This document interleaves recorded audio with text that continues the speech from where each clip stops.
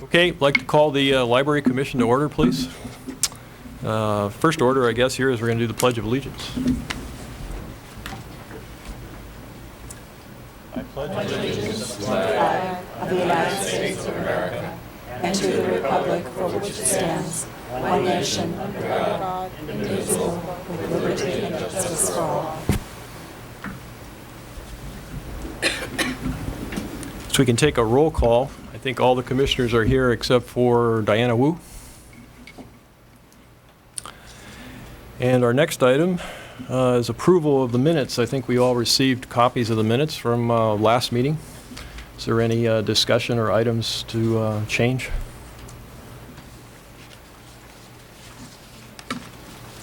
Sheila? I think there was a correction about the secretary, right? Yeah, I think item 6A on the Item election 6. of officers, I think what we want to do is change the last couple sentences there to Commissioner Mohan is the secretary rather than Commissioner Stakey. Any other changes, comments?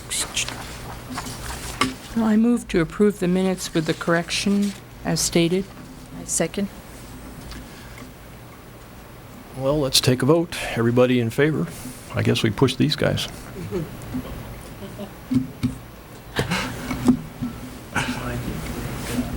Motion carries unanimously.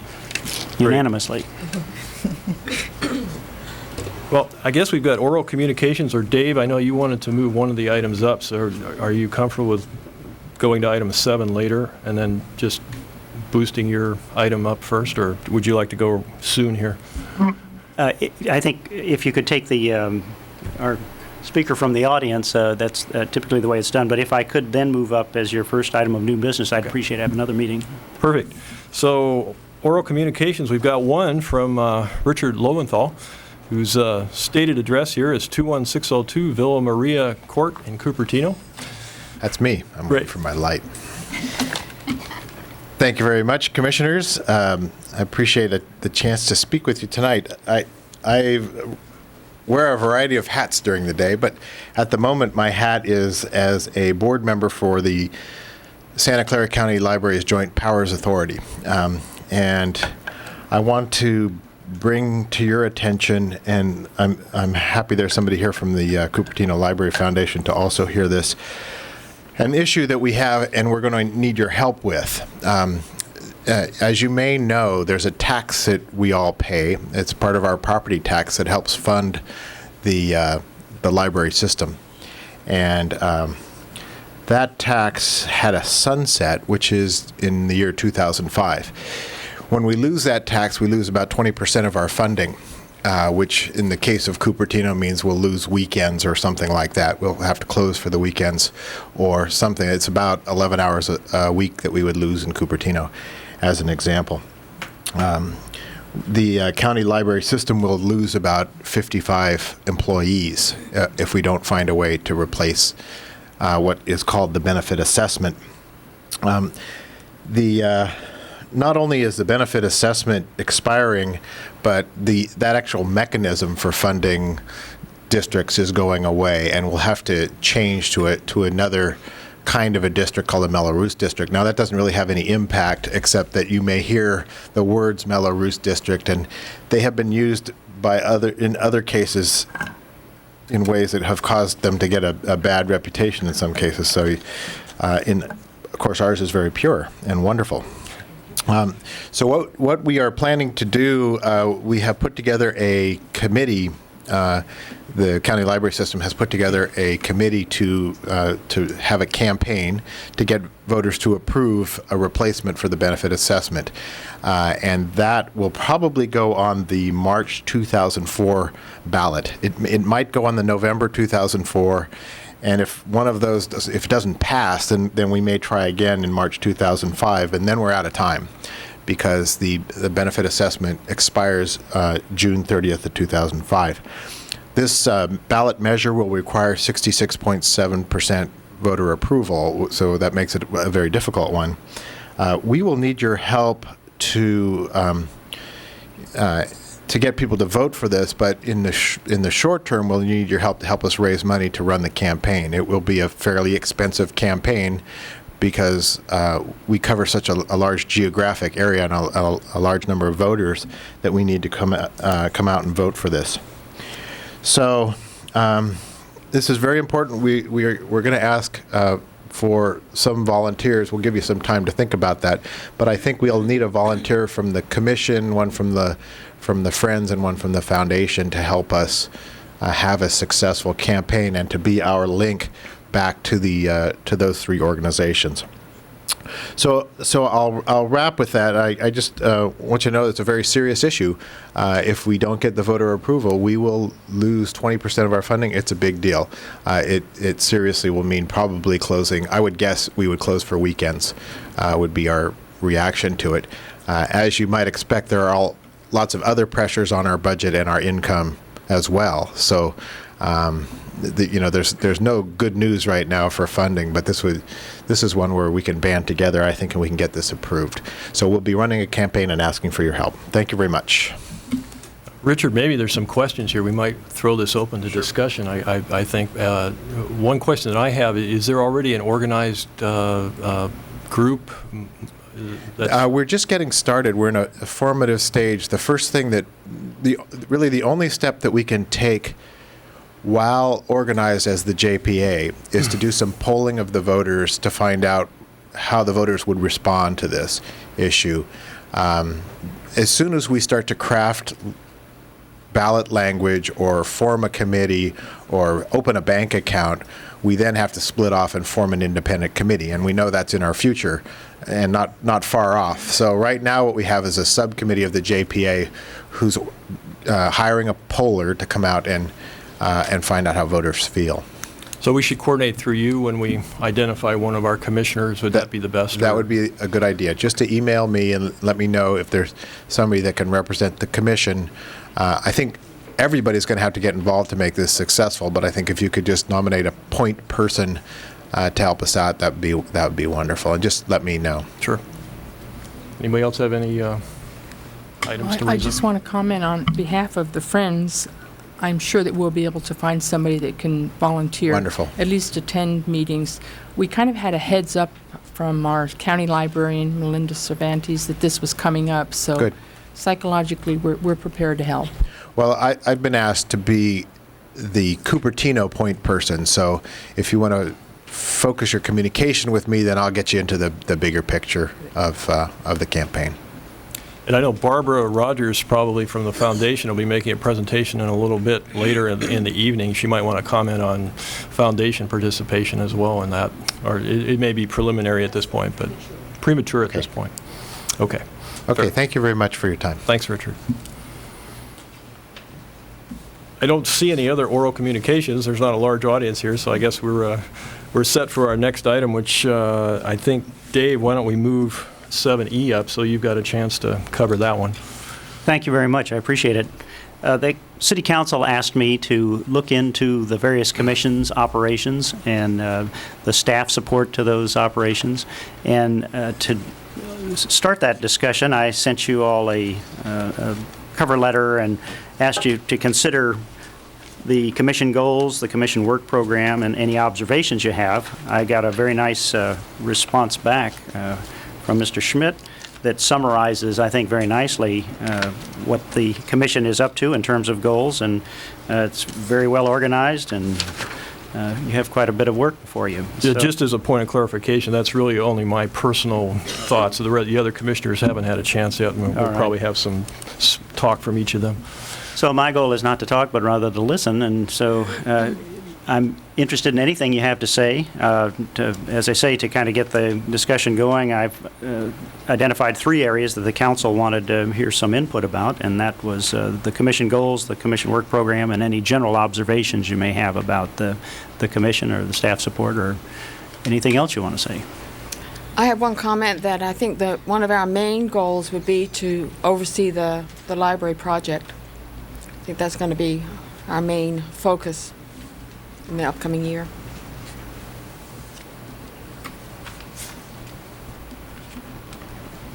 Just want to make sure, I guess, everyone got the letter. There was some discussion about the goals. Has everyone received the letter from Dave as described? Yes. Okay.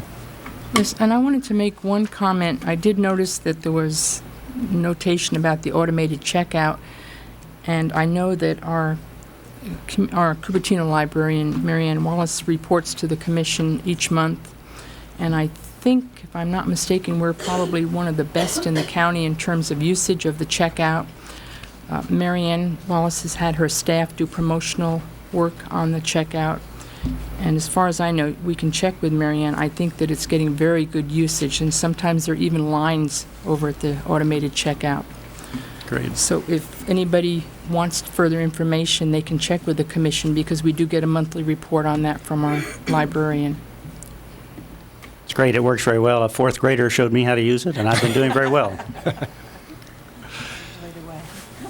Well, maybe we can go to each commissioner and get some formal comment. Janet, I would second your comment. I can read, I did send back a couple of thoughts as soon as I got the letter from Dave. It's easier just to write it down and send it back. But with the Brown Act, I didn't copy everyone on it. So what I wrote down for commission goals were, along with the city staff and librarians, help monitor progress of the new library construction, identify potential problems, and attempt to identify solutions.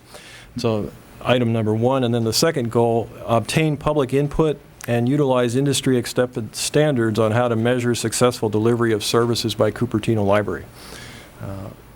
I thought those would be broad enough goals, as well as fit into what we saw as the goals listed by the City Council, as maybe with the major construction project going on, our major emphasis has got to be on what's going on there. But also, I think what the public, since the library is rated #1 by Hapler, and we'll hear some more about that later tonight, it seems like it's a great way to explore a little bit more what the public's view is and how do they perceive the library. As far as the work program, we do have an internal agenda that we've been using for a while now, and that was the work plan. One of the items you'd asked for was how do we plan to implement, I guess, what our goals are as a commission. And one way we've been implementing our goals over the past months anyways has been a form of an agenda building. So probably the audience can't see what that is unless we can flash it up as a PowerPoint slide, but I don't think we prepared that. I don't know, maybe that's one way to throw out. Does anyone else have any other goals should we just go down the line here? Sheila, you want to start off? And Yeah, I wanted to pick up on something that Janet mentioned about being responsible for making sure that the new library construction is on track. I wanted to talk about sort of a short-term goal between now and when the new library comes into effect. And that is ensuring that the temporary facility meets the needs of the community.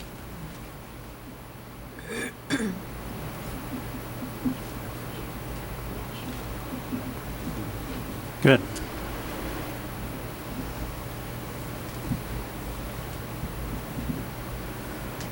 I'd like to comment. I know one of the things on our agenda for this calendar year is to have our Cupertino librarian, Marianne Wallace, highlight some specific service each month to us as a commission. Then we'll evaluate it and see if we feel it's being properly publicized to the community, and if we feel it's not getting enough publicity in some manner, then we can do something to advance that and to promote those services. For example, I was very surprised. I talked with several of our teen commissioners who didn't realize that we have a librarian who is specifically dedicated to the teens. We have a teen librarian. And I know that Marianne now has that librarian involved in the job there for the Teen Commission, and she's making efforts now to get that librarian out to make contact with the teens in the community. We weren't really aware that they didn't know that we had our teen librarian. So we're hoping that we can perform that function as a commission. That's great. That's a good tie-in with another commission. That teen fair is the 29th of this month.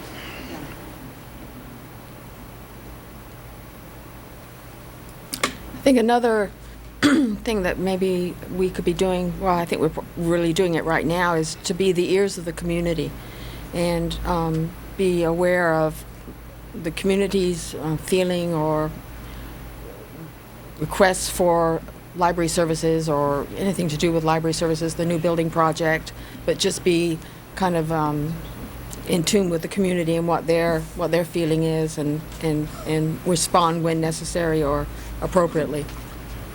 Great. Yeah, I don't want to take a lot of, I think, Mary Ann, you might be discussing a survey that Carol and Kathy, actually, both of you helped to design, but one of the ways to get some of that public feedback is there's a little card that are going to be put in various places around the city, and we'll hear some more about it, but it's a way for the community right now. It's already in the scene for this month of March, and it's available in this format, and anybody who wants to fill one of these out, we'd be happy to send one. You can find it at the library, and we'll hear some more, but it's a way for us to answer what Janet's saying here, as well as Kathy, about what are some of the comments from the public. Hopefully we'll get some of these cards back, and we can address some of these issues. Anything else that we want to raise? You know, one of the goals we had in the past was to make sure that the Friends and the Foundation and the Commission sort of work together. And I think that's just as valid now as it was in the past, and we need to make sure that that happens, or at least in terms of communication. I think that's a good point, Sheila. We were able to really do that with ease when we had our book sales through the Friends group, and all of the commissioners were involved in the volunteering, as were people from the foundation. So I think we're going to have to make a little extra effort to keep that communication going between all groups. Well, and certainly with the campaign fundraiser going on by the foundation and the capital committee, we certainly want to stay in touch and see how we can help in that regard as well. That's a good idea to add that as another goal. That's true. Does that give you enough material, Dave? That's wonderful. Respond? I might just add one quick thing. One of the themes that emerged is that the accomplishments of the commissions could be reported in our annual report. That annual report gets put together in August, and you might keep that in the back of your mind, and somewhere around the end of July, beginning of August, be thinking about the things you'd like to see in there. Again, now, will you formalize this? I guess you're going to summarize from all the commissions? I will, and I'll works? And provide everybody a copy of the report. Great. Great. Well, I know the community, and especially the council, appreciates the work of the Library Commission, and appreciates everything that you do. We know it takes a lot of time and effort, and the pay is not exceptional. The rewards are great. Okay, thanks, Dave. All right, I think what we'd like to do is, we jumped a bit on item 6 on the agenda. There was written communications. I don't know that I have any of those, so we may not have jumped over anything. Has anyone received anything? So we're at item 7A then, probably, as status report on the library project, which is Ralph and Terry. I guess you're going to take that one over. And Mr. Chairman, members of the commission, we're here tonight as you had requested some time ago to do a presentation which has basically 3 parts. One is just an overview, which will be old news to all of you, of what the project is, in case anyone who's watching tonight is not that familiar with it, or who may watch the tape rerun of it as well. Secondly, a status report on the project currently, the one under construction, and the Phase 2 project, which will begin shortly. And then thirdly, a response to your request for information regarding parking demands for the future after the building is open. And I'm going to ask Terry Greene, who is the city architect, to give you that presentation, and then we'll be happy to answer questions. And I have some additional information that I would like to provide you at the conclusion of that.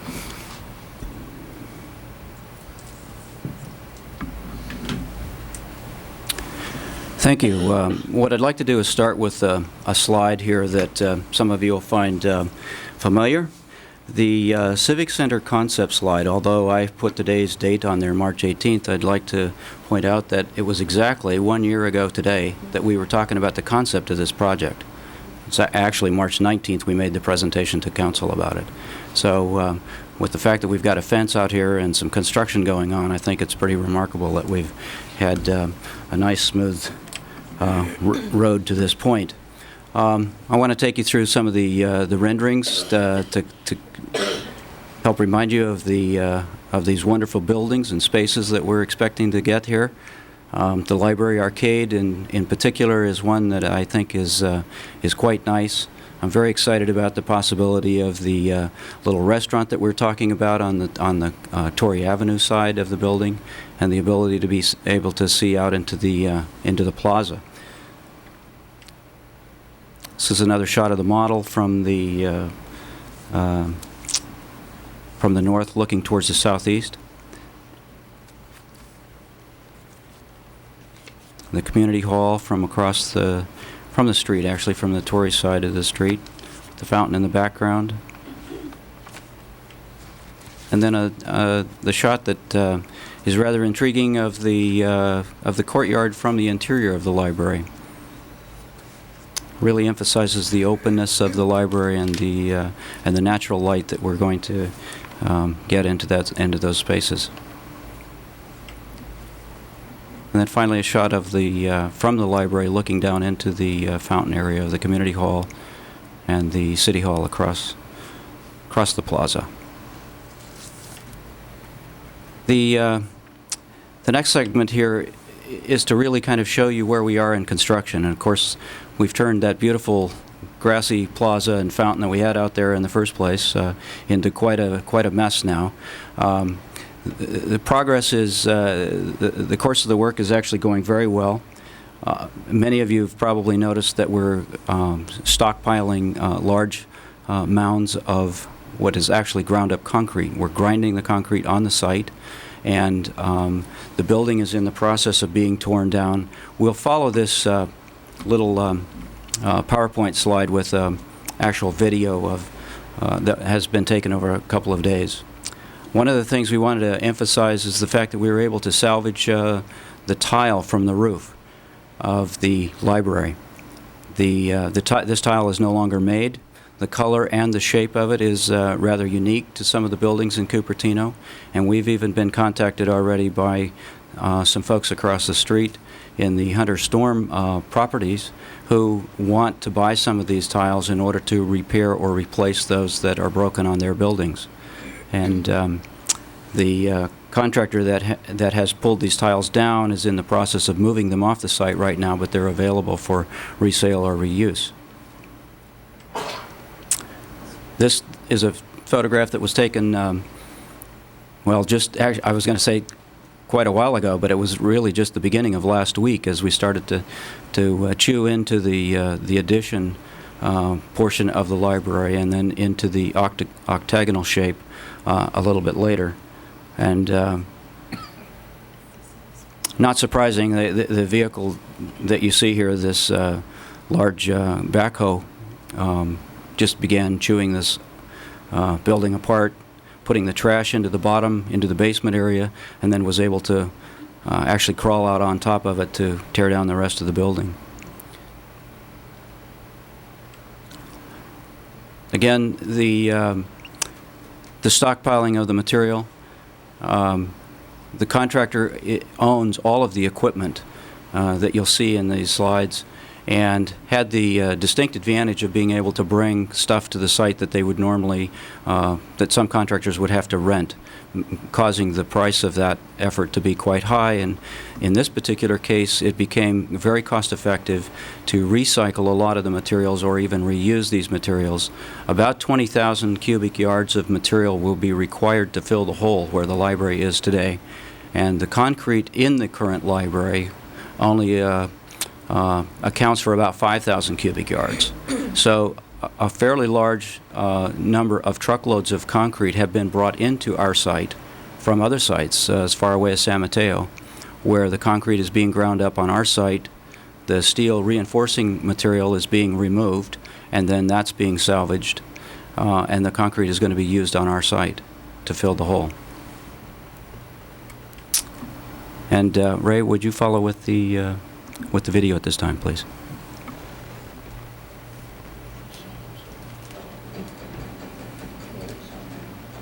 Yeah.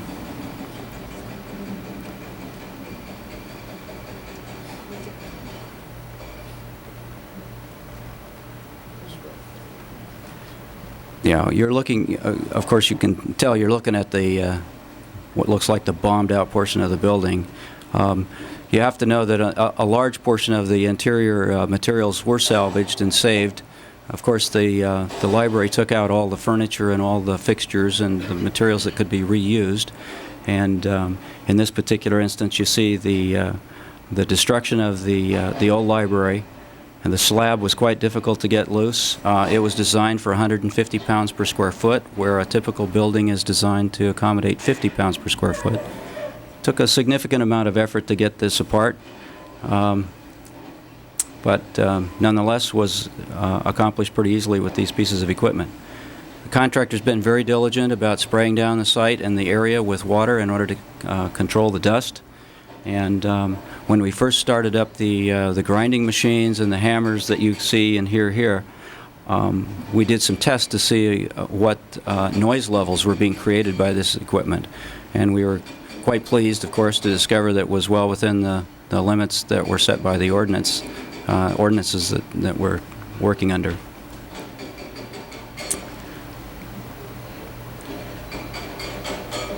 There's a significant amount of rebar in the reinforcing bar in the slabs that has to be broken up, and you'll see another piece of equipment in a minute that actually just crushes the concrete and leaves the reinforcing bar practically free of concrete. Contractors then able to stockpile those reinforcing bars, and there are a couple of piles out there right now that are probably 15 or 20 feet high and maybe 50 or 60 feet in diameter. It's an enormous pile of reinforcing steel, which has some value in the recycling market, and it certainly is more cost-effective to use that process than it is to take it to the landfill. Some of these shots will definitely show you that the wood material, the gypsum wallboard, and some of the other softer materials it was not possible to salvage those. Those get crushed, and they really do get taken to the landfill. And some of them are recycled, but not a significant amount. These large piles of crushed concrete are rather intriguing, and they're moving them almost as fast as they create them. We have already filled in the entire plaza and is now level with the terrain around its former perimeter.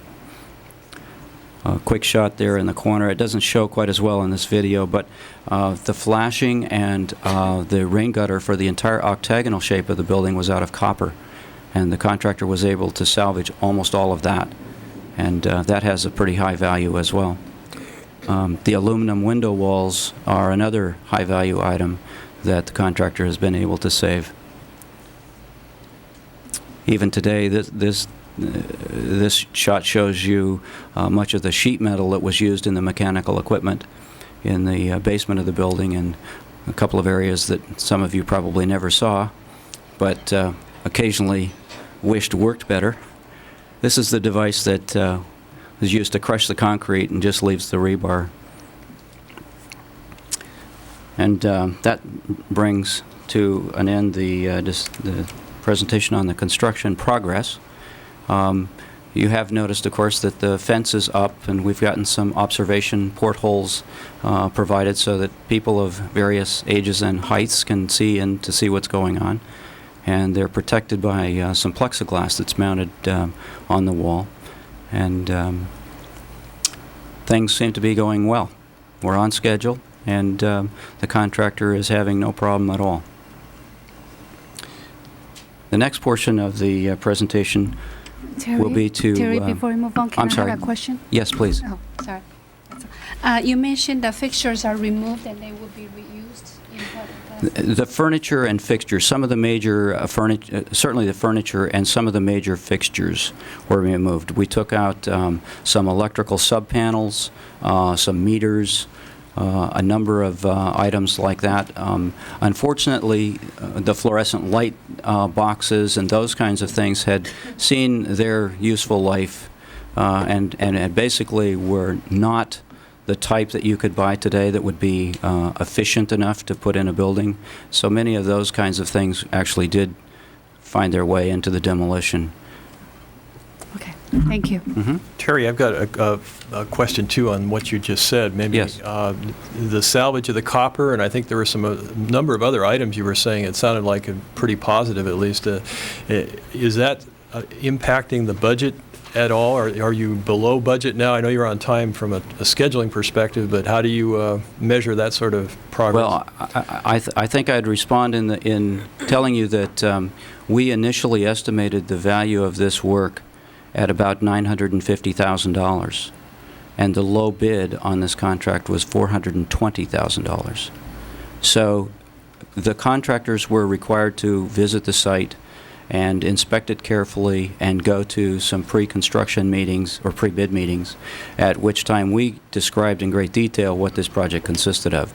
We're confident that many of the things that they are now doing are a result of those investigations and their knowledge of how much money they could save by doing the things they are doing. Okay, so the benefit goes to the contractor, right? It doesn't go to the city. The benefit actually comes to the city in the sense that we're paying less money, and the money that we saved on the project is being rolled back into hard construction on the project. Exactly. I had one question, please. Yes. Incidentally, I think that Ralph Pauls had pointed out to us earlier the thought of recycling. And if I'm not mistaken, I think that was discussed at length at our steering committee meetings. Mm-hmm. I wanted to ask, you mentioned that there's going to be a restaurant. Is that a coffee shop or a restaurant? Well, I said restaurant, but a coffee shop / restaurant. I'm not quite sure what the full capacity of it will be. Whether or not they can have indoor seating arrangements might be a little questionable. There might be a place for some stools and sort of a counter or a bar type of a surface to sit down at. But we fully expect there might be some outdoor tables and some chairs as well. But it's probably in the more in the nature of a coffee shop than a restaurant. Well, I'm sure you can imagine my concern is about taking foods into our library. I was thinking more about the. No, you're right. No. I was thinking about the flexibility and the possibility of having a place that's very convenient for all of the people, especially those people who work in the library, to be able to go and get those kinds of refreshments on a regular basis if they want to. Yeah, I know, and I understand that because I know one of the goals is to try to make this a gathering place. Absolutely, Yes. but in one more comment in regard to your concern is, you know that the coffee shop or the restaurant is not. You cannot enter the library directly from that. It's a separate and distinct place. Yes. Thank you. Mm-hmm. Thanks, Terry. Okay. And so what I'd like to do now is move into the Civic Center and Library parking analysis that I believe there was a steering committee, the Library Commission steering committee subcommittee on the parking. Yeah, there was a couple commissioners. And a report that was looked prepared. Into the parking, that's right. Let me start with sort of an overall site plan of the parking. And I'll give you some numbers that you may want to jot down. You might also be very familiar with these numbers already. The combined parking lot of the City Hall and the library before we started this project was 224 spaces. The number of parallel parking spaces on Torrey Avenue at that time was 70. 38 on one side and 32 on the other. This particular drawing shows a design layout, of course, of the new library, the community hall, and city hall. And it incorrectly shows a number of trees in the parking area. I'll use the mouse cursor here to show you. The orchard concept was one that we had early on, but we've now had to reduce that to some degree in order to accommodate the parking. The two large green areas that I've indicated at opposite ends of the site reflect the trash enclosure structures that we are obligated to build for this project. Those enclosures, although they're not drawn to scale on this drawing, are actually quite large. They have to be covered. They have to be completely enclosed. They can have ventilation, and that's encouraged. We may even have to have drainage to the sanitary sewer system. So in many respects, they're very much like a permanent structure. And because of that, they have to also be very clearly outside the 50-foot setback of the Rignart Creek top of bank as mandated by the Santa Clara County Water District. That location, and we believe that the locations we've shown here are probably the most efficient, the two most efficient places that we could do this. Those two locations actually impinge on some of our parking opportunities, as you would guess. And for quite some time, we thought that we had a parking plan that was 235 spaces on the site. What I'm showing you here with the mouse cursor at the moment is the parking that would have been replaced, somewhat displaced by the community hall, but replaced, and then some additional parking on the soccer field side. There is, or was some there already that many of you are aware of. We plan to extend that parking nearly to Torrey Avenue. We're adding 21 spaces. So what we basically have on site are the 21 spaces, which would be on the very southerly end of the site, plus 199 other spaces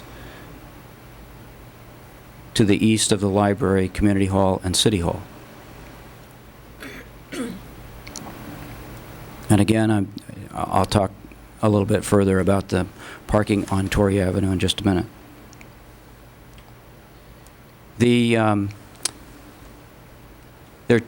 Two things took place as we began to investigate the number of parking spaces that would be necessary for the library and the City Hall project, or the Civic Center project.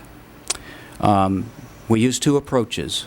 One approach was to determine the number of parking spaces that would be required by using parking standards that are common in the industry or common in the standards maybe that have even been adopted by the city of Cupertino. With respect to the library, there were no standards, and there aren't any that are unique to libraries that are specifically set up that we could turn to. So in the absence of a particular standard, a consultant team from Fear and Peers and members of the planning department, as well as Public Works, agreed that one space per 333 square feet of library building represented a reasonable calculation for parking spaces. This number was arrived at by investigating a number of the other libraries in the area. Some, I believe, that were also in the county system, and some that were not. Using that calculation and taking into account the area of the library at 54,300 square feet, resulted in 163 parking spaces for the library itself.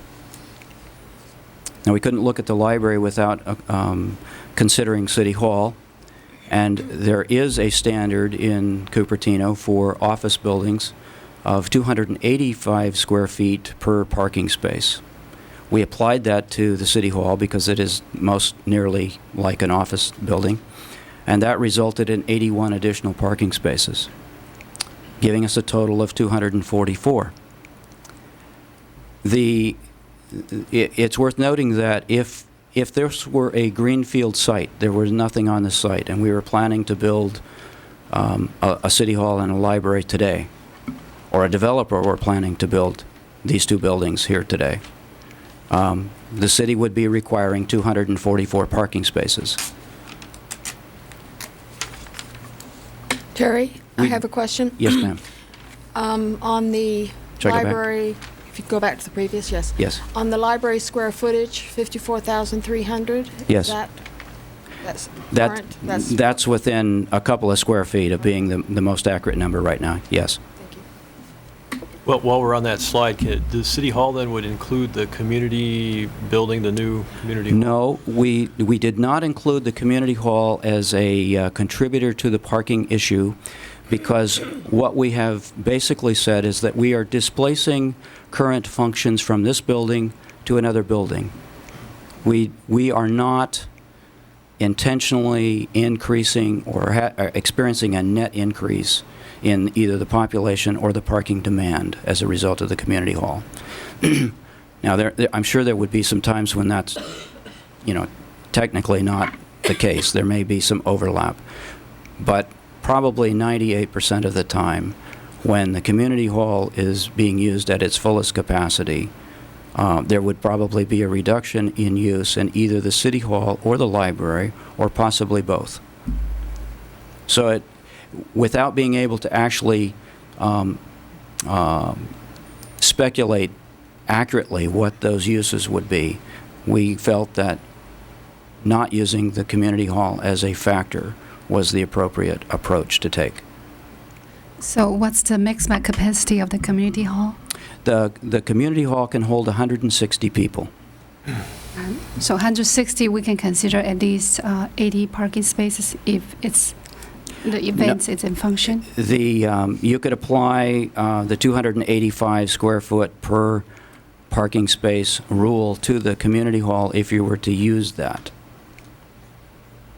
Thank you. But again, I think you would be double counting spaces if you used both the community hall and the city hall.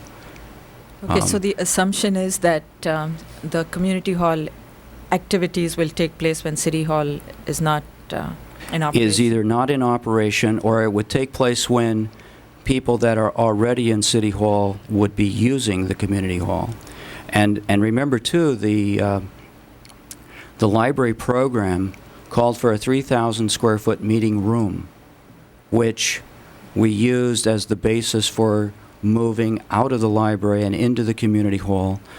And interestingly enough, the space where people can actually sit and congregate in the community hall is just under 3,000 square feet.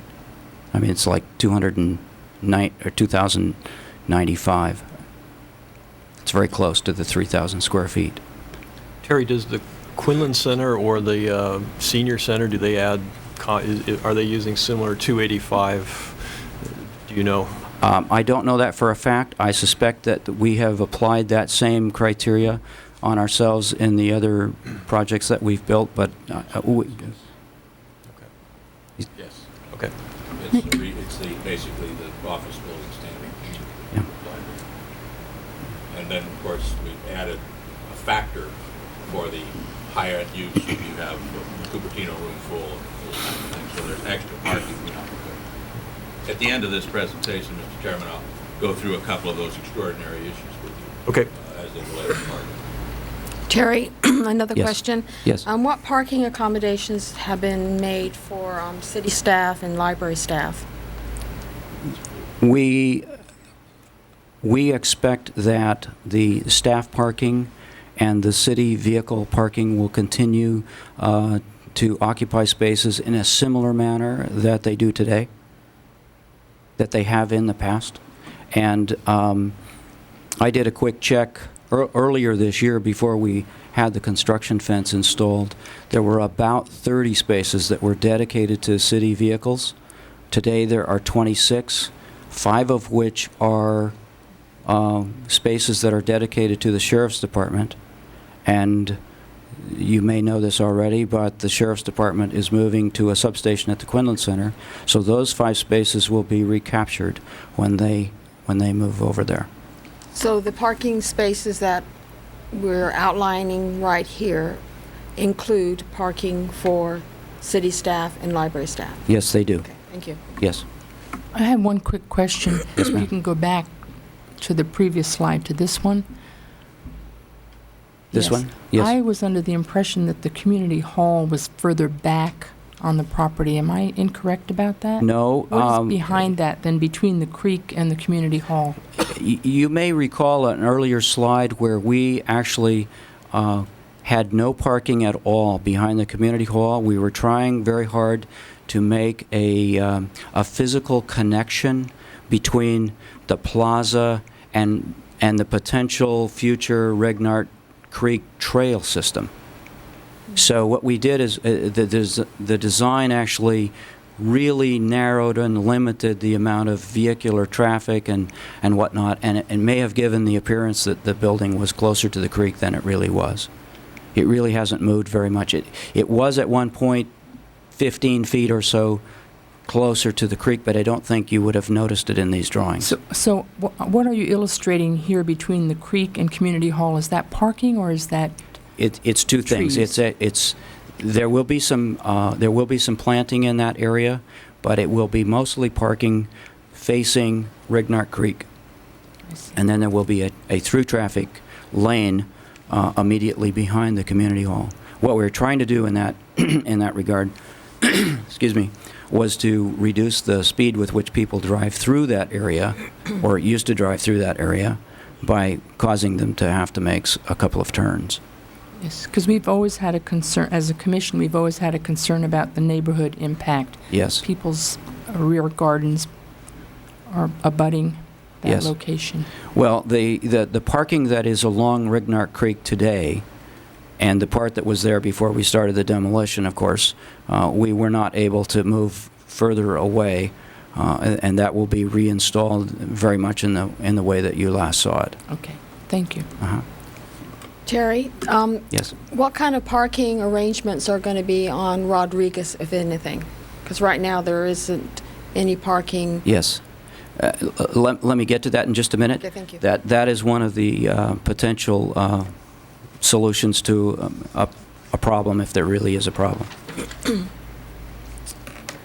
me jump to the second method that the city staff used to help determine what the parking count should actually be. They didn't want to rely entirely on the count. On the calculation method using the standards. So they hired the consultant of Fear and Peers, and they sent people out to the site and they actually counted cars on a particular, I believe on several weekdays and on several weekends to try to determine what the peak parking demand was. On the day that they reported in their report to us, September of 2002, they counted 221 cars parked in spaces on the site where 224 spaces were available. Jump down one where it says the weekend count on this chart, and they counted 23 more spaces that were occupied on Torrey Avenue out of the total of 70 that were available. And without any real ability to project overflow and demand and in the absence of any other criteria to use to determine what the future growth might be, they chose to increase the parking spaces that were on site by 22% and used that as a figure, as a baseline figure to work from. That resulted in an additional number of parking spaces for a total of 270. They then just added the 23 spaces that were on Torrey Avenue for a total which then equaled 293.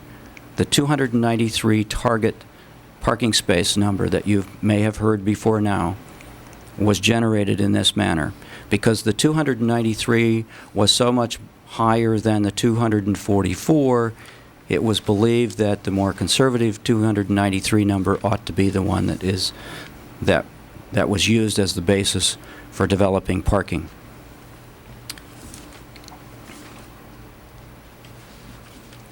What we have today, without regard for what might be planned on Torrey Avenue, and I want to talk about that in just a minute, and this slide shows the Hunter Storm development, but what we have today are 220 spaces on site.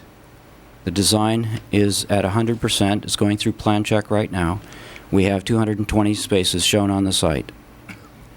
Off-site, along what would be the east side of Torrey Avenue, are 38 spaces, parallel parking spaces. They are no different than, you could go out there and count those today. What we had originally intended when we did the, excuse me, when we did the use permit, submitted the use permit for approval to council in October of last year, was we had intended not to let anybody park right in front of the plaza. As I mentioned a few minutes ago about extending the plaza towards the creek, we also had a concept of extending the plaza towards Town Center Lane to match with the developer's concept on the other side of the street. And one of the things we were trying to do was to keep a clear space for the projection of that plaza across the street. In order to obtain the number of parking spaces, or to reach our goal of 293, however, we're continuing to show all of the parallel parking spaces on the east side of Torrey as being available. On the west side of Torrey, there are 32 spaces today. Hunter Storm, as you know, has been submitting several proposals for development of the property across the street, and their property extends from Rodriguez to the south, represented by the blue line on this chart. In that development that they plan to initiate sometime, hopefully this year in September, is their, they tell me, their optimistic time frame. One of the very first things they need to do as a part of their development plan is to incorporate diagonal parking.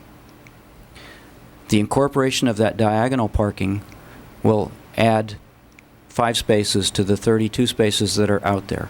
It changes them slightly, of course, but we end up with a net increase of 5 spaces. So a total of 37. And if I didn't make a mistake in the math, that gives us 295 spaces total, where 293 is the target. I had a question about how many parking spaces we have now. Yes. I think you said there was like 294. 224. On site? Okay, I thought it was 224 plus 70 on That's correct. Torrey. That's correct. Okay, so we have available now 294 spaces, and with the new configuration, we'll get approximately the same. Yes. Okay. The new configuration technically adds 1 space.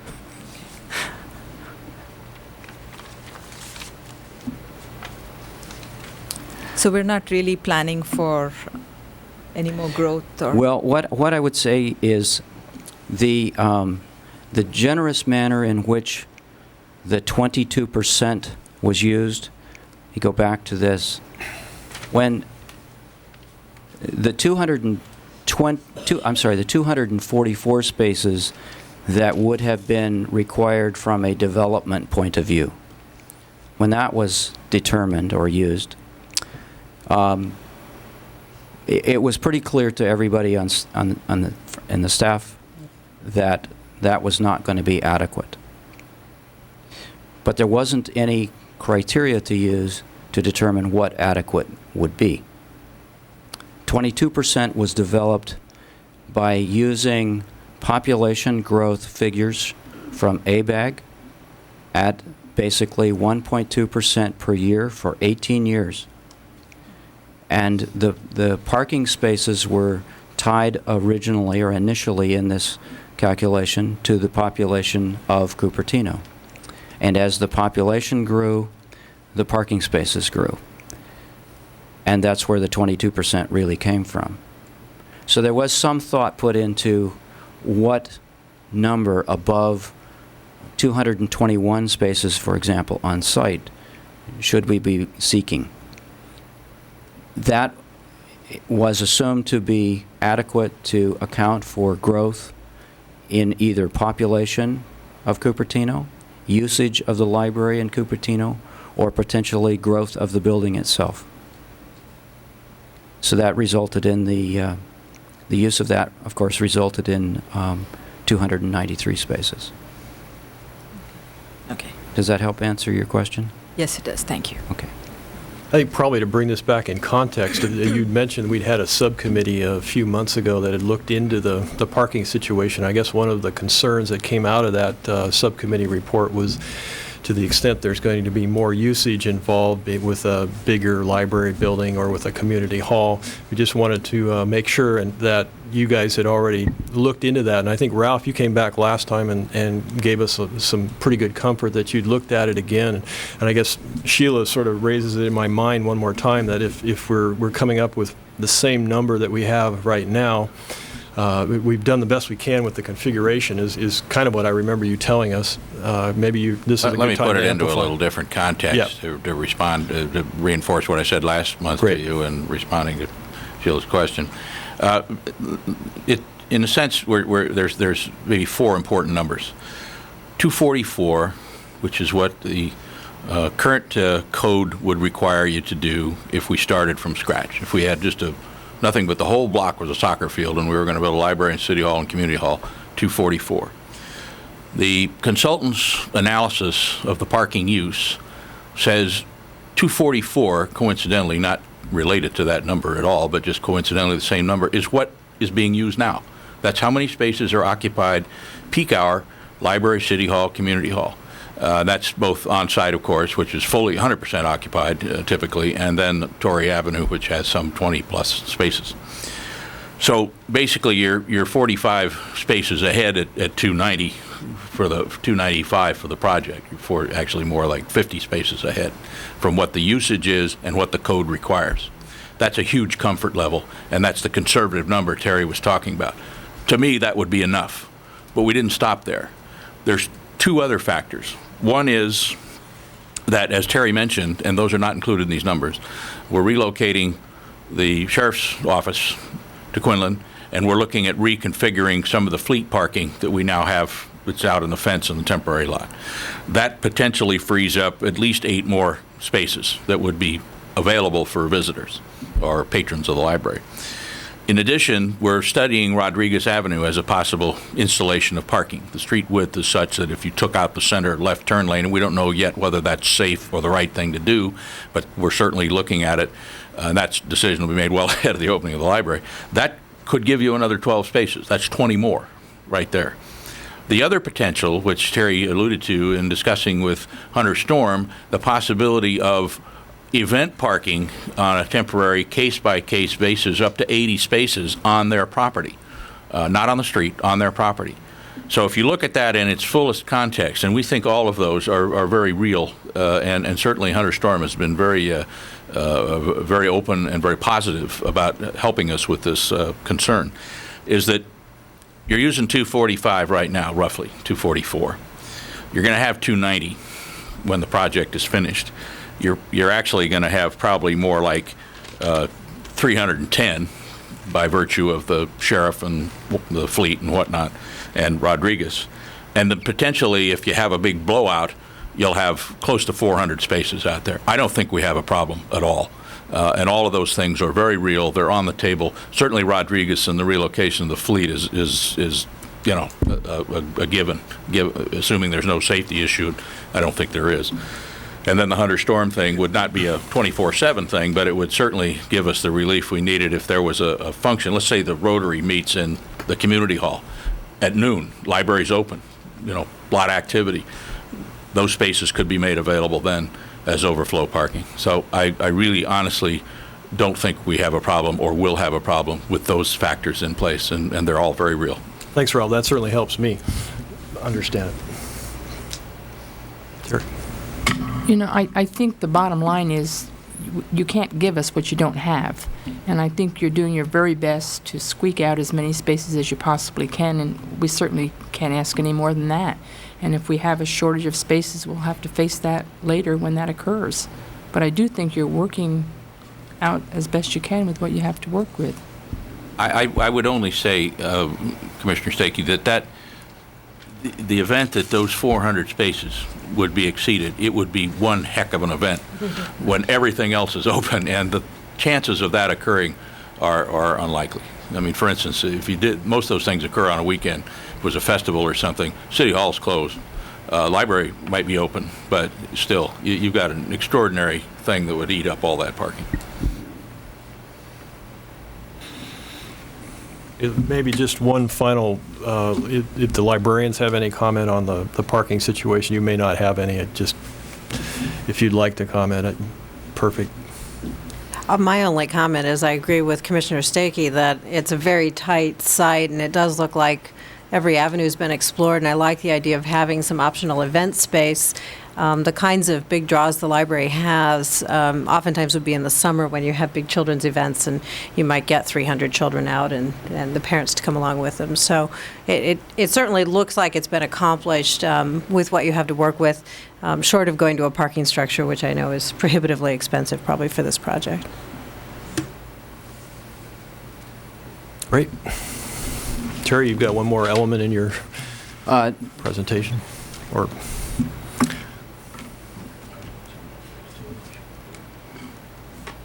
I was going to just conclude this particular part of the parking with a shot of the fountain that we're trying to imprint on everybody's mind at this point. And Ralph, I think you had some closing comments. Thank you. Yes, Mr. Chairman and Commissioners, we made our monthly report to the council last night, a status report, and we'll be making another one. It's an important one in April, the first meeting in April. Normally we do that at the second meeting, but a couple of very important things are happening, and we'll make certain you have copies of that report as it goes out to the City Council. First of all, the Phase 2 portion, the building portion and so forth, as Terry indicated, the Phase 1 portion is on schedule and is expected to be completed on time, the end of May. The project documents, the construction documents have been completed. They're being plan checked and packaged for bidding. We expect to advertise the project for construction sometime in the first half of April, and that will end in a bid opening sometime around the early part of May. At that point, that's what you librarians call in literature the moment of truth, when the things are open and we see really what the price is.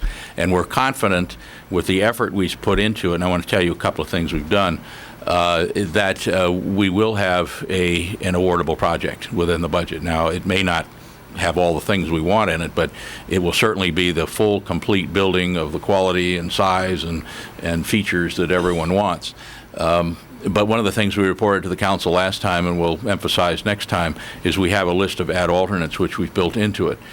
In order to have an estimate that meets our budget, we basically had to set aside $1 million from the project budget. The budget estimate was $20 million. Our budget is 19, so we set aside $1 million. Of that, $350 million are a series of ad alternates. Most of them, with one exception, are quality upgrades, tile instead of concrete, that sort of thing, masonry benches instead of wooden benches, bigger trees instead of small.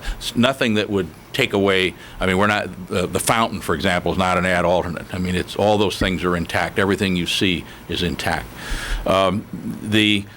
The only exception to that is the first priority ad alternate, which I'm certain we'll take, and that's adding the elevator cab for the second elevator, not required by code, but essential for the operation of the library.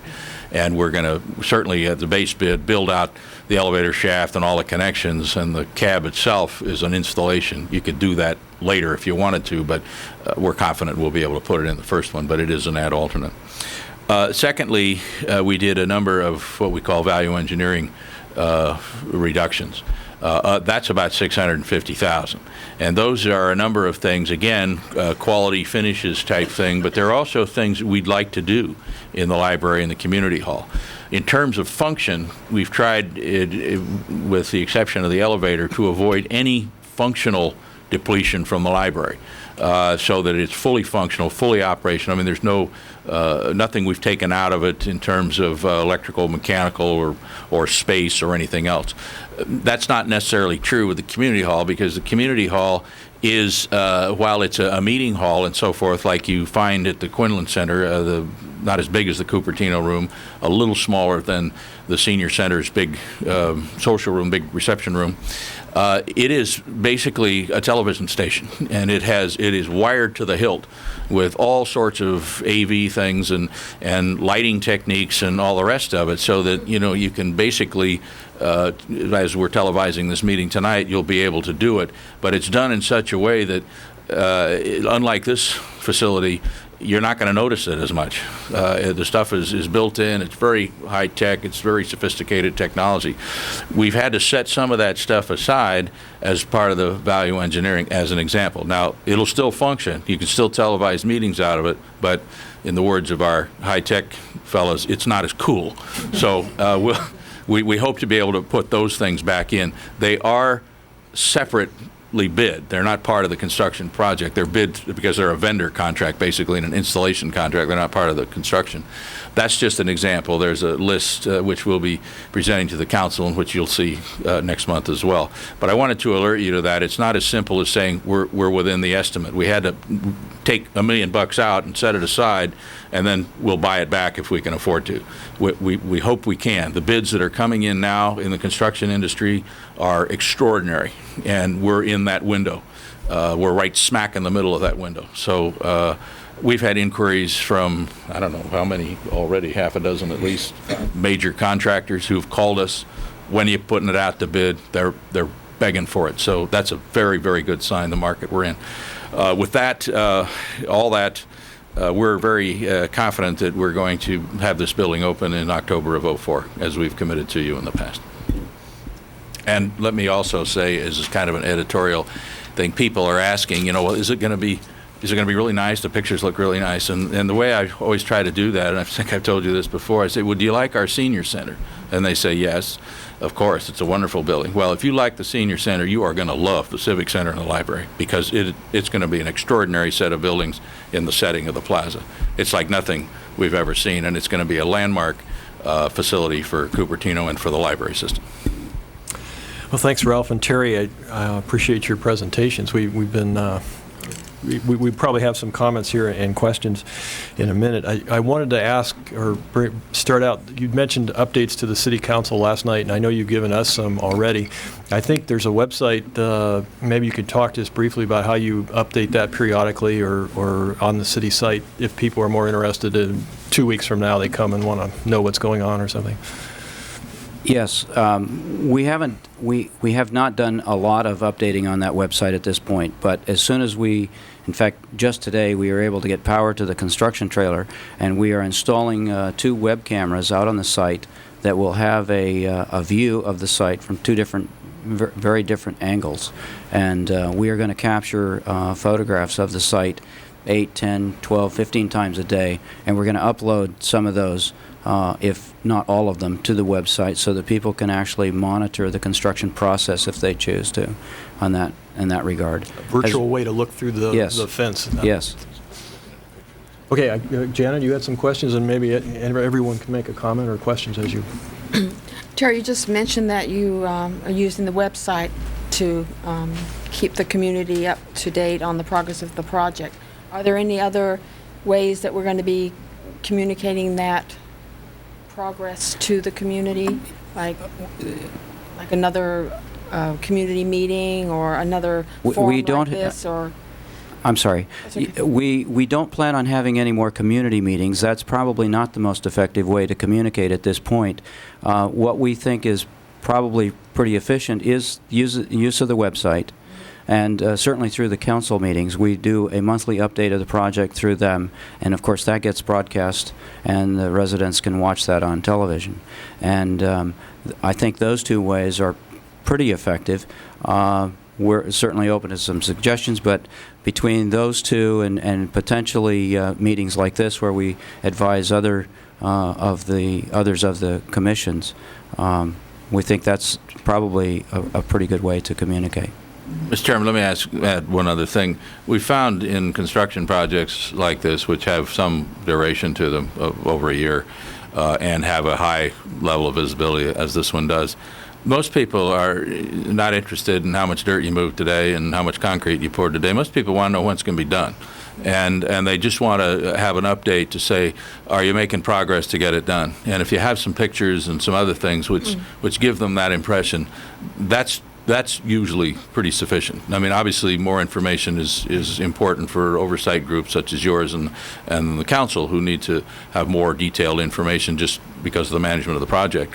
But most people in the community that I've spoken to are very satisfied with having the ability to come by and peek in the windows, to see it on the website, and to see periodic reports. And that's exciting for most people if they can get that periodic view of how things are going. The main thing is, when's it going to open? Right, I think it's very efficient, especially website will be color, But I'm also thinking maybe we can have like a quarterly or semi-annual update on Courier. Sure. Yes. That, just kind of keep the community informed and also excited about the progress. Yes. So we don't need to do it too often, maybe a quarter or semi-annual. Thank you. Sure. Okay, I just want to make two final comments. I want to congratulate Terry. I think you're doing a fabulous job. We're right on target. And it really, for a site that's under construction, it looks exciting. It really does. But I'd like to ask you to make comment about the blue walls we're looking at, because I know they're not going to continue to be blue, and maybe you can just make a comment on what the public has to look forward to in that regard. Well, it is our intention that they stay blue, quite frankly. And the plywood walls are the ones you're talking about, right? Mm-hmm. The construction fence. We've already received a little bit of graffiti, and we're taking steps to quickly get rid of that. But it is our intention to keep that wall looking nice through the course of construction, partly because it sets the tone for the project. It shows pride in this project to not only the community, but to the contractors that work there. And when we show that we're interested in keeping a neat, clean site, they tend to work better and feel better about the project. We know that all those little things actually contribute to higher quality workmanship, which is what we're really trying to achieve throughout the whole course of the job. I had heard previously... I know what you're going to say. Thank you. We are going to add a feature to the wall, two of them. One is that we're having additional 4x8 signs made, that the sign maker did, you see at the corners now, to put along the street and along the City Hall side where the blue fence is. By the way, that blue is the Cupertino logo blue. That's not just a random color. That's the color that's on the logo. You always see it in such small patches. It looks different when it's on a huge wall. Secondly, I was going to say we took the color from Diana's jacket, but it's really really the logo. Secondly, and probably more importantly, is we are putting together a school art program. We're going to put 2x2 sheets of plywood, paint them white, take them to the schools with paint, and ask the schools kids to do the 2x2 picture or whatever they'd like, and then we're going to put them up as a mosaic along the top of the fence. So that'll break it up and make it a little more interesting and a little more whimsical than just a plain blue wall. Did you have another comment, or that's...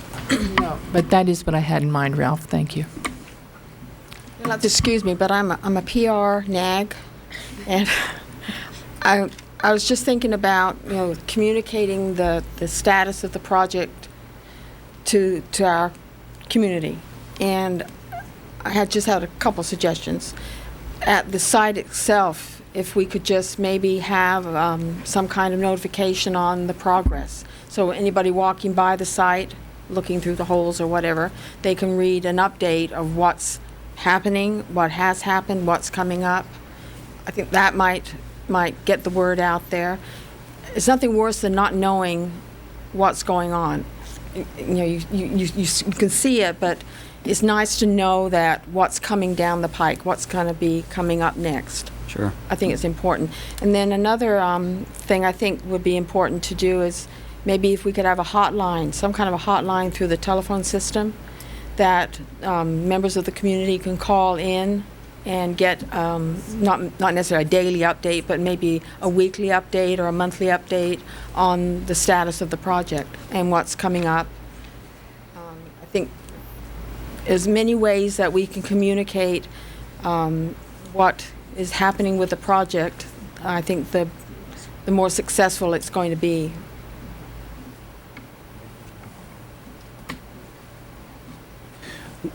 In response to that, we are taking phone calls at this point, and I believe they're coming directly into the to the receptionist at this point, and they're being forwarded to me. And I know that's working well because I have a lot of them, although not too many. But your suggestion about a hotline where a person could call in and actually plug into a recording that might give them specific information is a good one. We'll look into that. Promise this is the last nag. I noticed that when you're driving around the immediate area, we still have the library signs up that are indicating that the library is still located at this site. And if we could just put duct tape over the word library, it might be less confusing to a new user. That's a very good idea. We'll take care of that. Okay, thank you. Yeah. Great. I appreciate, once again, on behalf of the commission, both of you spending time with us and bringing us up to date. And I look forward to maybe another report down the road as you get into phase 2 or the appropriate time. Thanks. I think our next topic here is City of Cupertino Librarians Report. Mary Ann Wallace. Thank you. I'd just like to let you know that people are finding the temporary library. Our circulation is up 6% in February. It's up to 129,000. And the gate count was in January 25,600. It's 25,900 this month. So more people are coming. And the self-check is in the temporary library has been between 19 and 21% of the total circulation. So it's and we're still working on getting it up a little bit higher. I just wanted to tell you about a couple of things that are coming up. We already talked about our teen librarian participating in the upcoming job and volunteer fair at the Quinlan Center. She's also going to be starting a new class in May for teens on database searching. It's for teens from 13 to 19, and it will concentrate mostly on the magazine databases, those databases that students are using in school assignments. And there will be information about it in the Cupertino scene for May, and the class will start in May. It's database searching for teens. And in April, the children's librarians are very excited because April is Children's Poetry Month. And actually, April is Poetry Month, and the second week in April is Children's Poetry Week.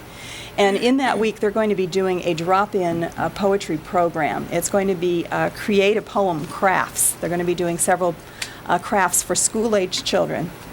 Children will need to be able to read to do the poetry crafts, but it's a drop-in program on April 15th. That's a Tuesday afternoon from 3 to 5 in the afternoon, and that will be for school-aged children. And children will be able to come in and pick up poetry power packets through the month of April. It'll be really cute. There's some cute things that the librarians are doing. And that's really all. I was trying to make it brief tonight. Unless you have questions. Yeah, Mary Ann, I have one question. How does the gate count for this year compare with last year? Has the temporary facility made a big difference? Yeah, well, we had a 37,000 square foot building on Torrey, and now we have a 10,000 square foot temporary. So the building is much smaller. But the gate count is about half of what it would have been in the old building, because we were doing about 50,000 visits a month in the old building, and we're now doing, upwards of 25. Marianne, one quick comment, please. Can we be sure that our teen librarian gets some of that material to the teen commissioners regarding the data searching, database searching? Yes. Thank you so much. And I understand that, you have to take out the area in order to offer the story time for children. How many story time can we provide now? We're providing 3 of this. We used to do 4 story times in the old building. We're doing 3 right now. We do the Tuesday evening bedtime stories, and that's right now we're getting about 29 to 30 children, I think, at the bedtime story times. And then we're doing a Wednesday morning story time and a Thursday morning story time. And That's very they're good. each about between, I'd say, 25 and 30 children. Okay, So thank you. Marianne, we're heading up to summer, and your successful summer reading program, how's that going to pan out this summer? Are we going to have one? Or? Oh, absolutely. Great, We will have a great. summer reading program. I will have the details for you in April. I know that it's kind of a read around the world. It's join in and read. And I'll have I should be able to bring the flyers, a sample of the flyer to the next meeting. Great. But we will probably concentrate on doing some drop-in programs, as we have been, and we'll try to work out one big program at another site at the end of the Summer Reading Club. And another question, have we received any information on the legislative breakfast that's coming up? I think it's in, Yes, I have that, and I think it's April. Yeah, thank you. It's Saturday, April 26th, from 8:30 to 11:30 at the Stanford Park Hotel in Menlo Park. So Did you receive? do you RSVP for us, or do we? You can RSVP. We just do it? Either way. Okay, I would be happy to RSVP for you if you want to let me know. great, thanks. Marianne, maybe this is a good time to take again. We mentioned this card before, and I don't know if you, Carol, if we have a way of flashing it on the screen. We probably don't, but I just, again, want to thank everybody's efforts and encourage anybody to respond. At least in our audience, maybe we can have everyone fill out a card. Some of the questions on here from the commission, again, are how would you rate the Cupertino Libraries, and we've got about 6 items on here. I won't read them all, but for example, checkout process, customer service, available materials, story time that we were just talking about. And there's some room for extra comments, what the most valuable service is or least valuable. And there's some needs improvement, fair, or excellent. Now, everyone knows we're in the temporary library space, so all of that needs to be taken into consideration. But we are serious about trying to solicit public input here. We know the library's been ranked by Happler, an independent service agency, as #1 in its category for demographics and a series of other issues, but we still would like to see how maybe the community perceives it, and there might be some educational parts to that element that maybe the community doesn't perceive quite the same way that the independent rating service does, or maybe there's even more valuable input that Happler's not aware of that we can let them know about. So I just want once again to encourage, I guess, where are these are being put out. There's already one in the March scene. Carol, maybe you can comment better on it. Right. It's in the insert on the March scene, so you can mail that back into City Hall, and we'll be summarizing those responses. They'll be at the library, they'll be at Quinlan Center, and at City Hall. So I think our plan probably is a few months from now we'll come back and we'll have some summary at least, and probably more formally discuss what the results are once we get some results. So again, thank Kathy and Carol for helping get that kicked off. Yeah, I think, Commissioner Schmidt, I think that we could probably report these findings to the City Council at some future meeting, and that way the public would have available the results of that survey. I think I missed the senior center. Do we put anything in the senior center?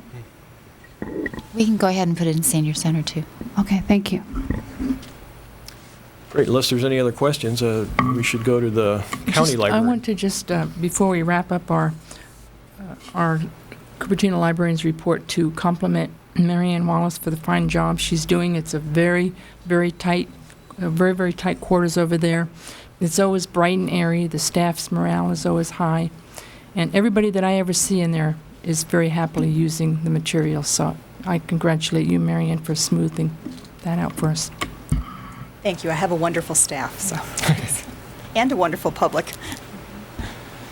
Well, County Librarian's report, Melinda Cervantes. Thank you, Chairman Schmidt, and I'm happy to be here tonight. Thank you for inviting me. I would like to, first of all, congratulate the city staff on the progress they're making. I think it's just terrific. The new library is very exciting, and I know the public will enjoy it as soon as it's open, and it is fun to watch it go up. So, and if there's anything that we can do to link to the website once it is live from the library's website, we're happy to do that. I'd also like to applaud the Library Commissioners. I think you've done just a tremendous job staying on top of the project, and not that probably Ralph and Harry needed a lot of help in that area, but there are some unique things about libraries that we try to make happen for our communities, and energizing the community and getting their input, and that holds true for the Friends and the Foundation as well. A couple of important pieces of information I'd like to give you tonight. There was a mention of the Library Issues Breakfast that's coming up. I have just recently sent information to all library commissioners and friends organizations, city managers, councils, mayors, and invited you to get on board and get involved with some of the letter writing campaign that needs to occur with regard to the budget and funding cuts that we're going to be experiencing.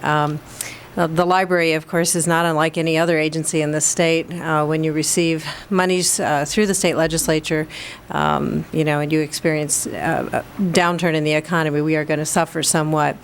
One of the programs that's particularly important to the users of the Santa Clara County Libraries and the Cupertino Library are the transaction-based reimbursement. This is a fund that allows us to lend materials to residents of our community and our district and residents outside our district, but also allows our users to go to any other library in California and borrow at no additional cost. And we are a significant lender and borrower, but a significant lender, and we get a reimbursement of about $1.4 million annually from that fund. And currently in Governor Gray Davis's proposed budget, that $1.4 million for us and $12 million statewide is projected to be eliminated. And while we would expect to take some budget cuts, this is a significant loss, or would be a significant loss to our operations. So we are asking for your help, and there is a letter. I hope you've received it, and if you haven't, that's one that you'll want to take a look at and share. It has a cover letter from me, a sample of a letter that went out from the Library Joint Powers Authority Board, and that was signed by Dan Furtado, who's the JPA chair, and Chris Casto, the Legislative Committee chair, and also an attachment that the California Library Association has prepared that provides you a little bit of background. A couple of other dates to note: if you're available on April 30th, CLA is holding their Library Legislative Day in Sacramento. And we'll be coordinating carpools if we have a significant number of people wanting to go and interested in driving up together. So you'll be getting more information on that. We have just received in the CLA newsletter, the registration form for that, and we're packaging that up to get out to all of you. It would be a half day, but we would have to leave very early in the morning because the event actually kicks off at 8:30 in Sacramento. So I hope some of you will consider joining us on April 30th. Prior to April 30th, the county library and the JPA board would like to extend an offer to all library commissioners to visit the headquarters library, where we will provide you with an orientation to the library that gives you an overview of the entire library operation. There's a significant back-of-house operation, a lot of materials management where we receive and process and ship, and the administration is located there. And I think with that orientation, not only to that space and that operation, but to the budget, how we're funded, you may be better prepared to then address some of the issues that we're dealing with budgetarily. So that will be on the 17th, and we're trying to set a date or a time on the 17th. We're thinking 3 o'clock in the afternoon. That might allow people who have to work to have a little less of an impact on their work day.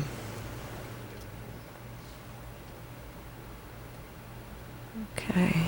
I think that's the bulk of my report. I will follow with a comment for the audience. There was mention of the independent raters, the Hapler rating system. This is for public libraries, and for public libraries of the size of the Santa Clara County Library, to include Cupertino. Our library has been rated #1 twice consecutively, and they did the rating in 2000 and again in 2002. And then something else you may or may not know, we actually are in the top 10 nationwide for all sizes of libraries. So, and that has to do with, the way we provide service, how we staff our libraries, the size of our libraries, the use of our libraries, and so it's really quite an honor, and one of the goals that I have, of course, is to hold that status. It's really wonderful, and I think in large part due to the residents of our communities supporting our libraries. So thank you. Melinda, I have a question. The anticipated budget loss due to the TBR, and to kind of put it into perspective, do you know what the per item rate is that we would lose? I'm not sure if I understand the per item, but I could tell you a percentage of our overall budget. Maybe that would put it into some context for you. The $1.4 million is part of a total proposed package of cuts in the governor's budget of $2.7 million, which would be about 10% of our operating budget. And I say 10% now because that does include what Councilmember Richard Lowenthal mentioned earlier, the existing benefit assessment. If something were to happen then with our benefit assessment when we go back out to the voters, that would be an additional $5.5 million that we would lose. So we have a number of challenges in the next few years in order just to maintain the level of service we're able to provide today. So are we a net lender? Is that what you said? We are a net lender. Because I thought it was when we're a net lender, the state reimburses us for every item that creates us being a net lender. You are correct, and I'm sorry I don't have that figure with me tonight. That figure is available, and I could certainly get it back to you. Sometimes that kind of puts it into perspective. Right, we are lending more than our residents are borrowing, correct. Thank you. Just a quick question, if you know, Melinda. I don't know how far they've progressed with the ballot that'll be coming out in 2004. Do we have any idea what kind of an increase we'll be asking the voters to give us? And secondly, isn't it possible that it may just be the same exact amount as we're currently contributing, so that it may end up not being a net increase to the voters at all, but just a continuation? Is that correct? We don't have that number yet, and that's part of the reason why the election committee of the JPA board is hiring a polling consultant. One of the things that will influence this is how we survive the current budget process. Do we lose $2.7 million? Do we, have a reduction of only, 2 or 3% rather than 10%? We'll have a great deal of influence over what we might need in order to just maintain service. I'd like to be able to say to the voters today that, no, we'll just be asking for what you currently pay, and that's about $33 annually per parcel. However, the cost of operating libraries today is significantly more than it was 10 years ago, and our current revenues are decreasing. So a decision will probably have to be made about, what will it really cost to at least maintain current service levels. So you're saying $33 per parcel, which essentially means that each person is probably paying roughly about $1 a month. Each household. Each household, I'm sorry, each household is paying $1 a month. $3. $3 a month. I mean, $3 a month. So I think that's a very, very small price Quite to a bargain. pay for the wonderful services we have in our library system. Melinda, on the top of the budget, you probably heard about, our neighboring libraries. For instance, in Alameda County, I think they're either closed a branch or cutting hours. Do you foresee this kind of problem may occur to our system? The JPA board has met. They met in January, and we have done some very good planning over the years, and we have been authorized to use some of our reserve funds for the next fiscal year only at this point, because we don't know yet what the governor's budget will look like, and we will probably be halfway through next fiscal year before we have that information. Some of the libraries around us are going through some reductions. The county itself is going through significant layoffs, and at this point we are not reducing services, nor are we conducting any layoffs in the library. We will take this sort of, baby steps as we go. We will be looking at the outcome of the governor's budget, and then as we proceed toward the benefit assessment renewal in that Melrose district formation. Doesn't the city pay for Sunday hours or something like that? And is that going to be impacted, or is there talk about? The city does pay for Sunday hours and for Monday and Tuesday mornings Okay. at this point. And Right now, there's no proposed cuts in that level of service to be provided to the library. Right. Melinda, I've got a follow-up on the TBR letter you sent out. I guess a couple of subpoints is going to Sheila's comment that maybe we should have as a goal closer coordination with the foundation and the Friends this year. I don't know if you sent that out to maybe the officers, or I can throw it open, but they probably would be interested in, just as we are, in maybe between Mary Ann and we can coordinate with you as to what other foundation representatives and Friends might also get that letter, if you haven't already sent it. And then secondly, can maybe somebody from the public who's interested in reading that, can they get a copy of this package from maybe Mary Ann, or how should we leave that open to everyone? A copy of the letter. Which gives a nice out. background on it, I guess, if people are more interested in it. Well, number one, we did include the Friends. We had all the officers of the Friends in our mailing. I don't believe the foundation chairs or presidents. So Mary Ann will take care of that as far as Cupertino. Do you want to read this into the program? we'd be happy to have a copy available. I think Yeah, maybe just a copy available. Okay, so we'll make copies available. It provides background information, and as we get more current information, the California Library Association, I maybe didn't emphasize enough, has taken on the transaction-based reimbursement as their number one effort to restore some of the funds to that. So that libraries do not suffer. This is going to fundamentally change how libraries deliver service, and I think that's the point that we want to make. It's one of those rather silent services that works extremely well, and now is the time not to be quiet about it. It means that libraries will have to consider alternate ways in which to recover costs if they're going to continue to lend materials. For instance, if you live in Los Altos and you borrow from Palo Alto, or, we have neighboring libraries, and usually residents don't pay that close attention to the boundaries, the geographic boundaries, but when it comes to funding, that sometimes comes into play. We hope not to introduce any fees, but that is one of the proposals the governor's made, is that you could introduce a transaction fee potentially of $1 per transaction or $5 per interlibrary loan. And that is something that we would probably not entertain in that fashion, but there are other ways and other mechanisms if we were going to try to continue to offer that service. Is that copy available electronically? The copy of your letter? Is it available? The Electronically? TBR letter. Right. Or You background. can send it as attachment, so we can just sign it and... The letter currently is my letter to you, and I have provided a copy of the letter that the JPA board sent. And then I would encourage you to use that to draft your own letter. That would be my recommendation. I think it's very important that the legislators hear from you about your local concerns. There's a framework here that's very useful, and Mary Ann will make this letter available in the library for others to pick up should they want to join us in this effort. And if you're suggesting, should we put it on the web page?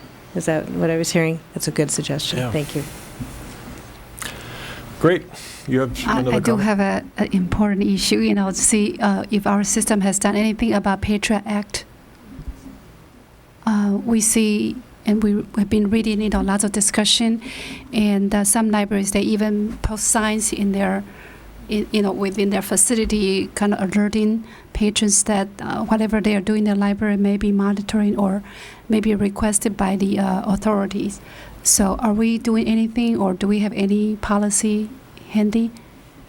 This is probably a full topic that should be agendized, I should suggest, but very briefly, I have had 3 contacts by the media in the last 2 weeks about the USA Patriot Act and what its impacts are on libraries. And what you may be referring to is that the Santa Cruz County Library has recently posted a sign indicating that because of the USA Patriot Act, if the FBI were to enter the library and if they were investigating some connection to terrorism, they would then have the right to request patron records.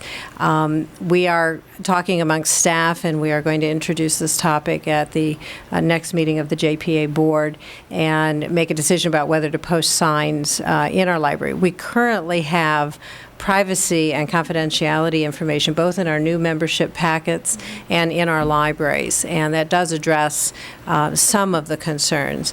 And just to allay any concerns that anyone might have about your reading habits, the library does not retain any information about what you have previously read as a patron of our library, but we do have, of course, your current records. Much of what I understand that they're looking for is more related to the use of the internet. And generally speaking, I would imagine that anybody practicing terrorism is not likely to be a library card owner, but they may be using our facilities and services. So there is a lot of discussion right now. Channel 4 actually did an interview about 10 days ago, and if you go to their website, you can search that.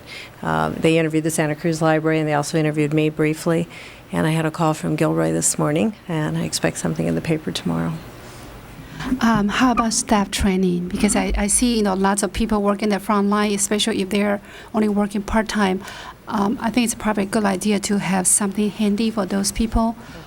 And what's a proper guideline they should follow? These are all very good issues, and I know you speak from experience in your own library. Discuss about that, yeah, The California Library Association has just provided us with some recent information, and there's quite a bit available to our staff through the American Library Association, and we are, in fact, developing a packet of information and a mechanism by which we can train our staff better how to manage this. And we have some very basic procedures in place, but we do need to review those procedures periodically. It's the times and the day. I think maybe what we should do is take you up on that and put this as a separate agenda item. We do have some other policy issues, and we have some other people that have been very patiently waiting in the audience, and we have them as last on the agenda. So maybe we can work that as another separate agenda item and itemize some of these issues. Thank you. Thanks very much for your report, and keep the library number one. Working on it. Thank you. Thanks. Our next item in our basically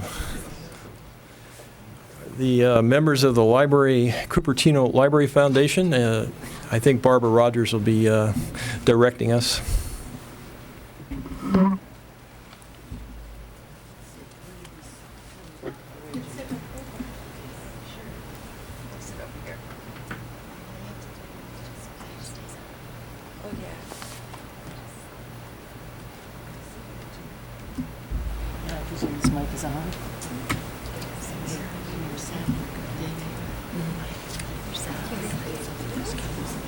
Thank you. See some material? Great. Sorry. No, that's okay. Thank you so much.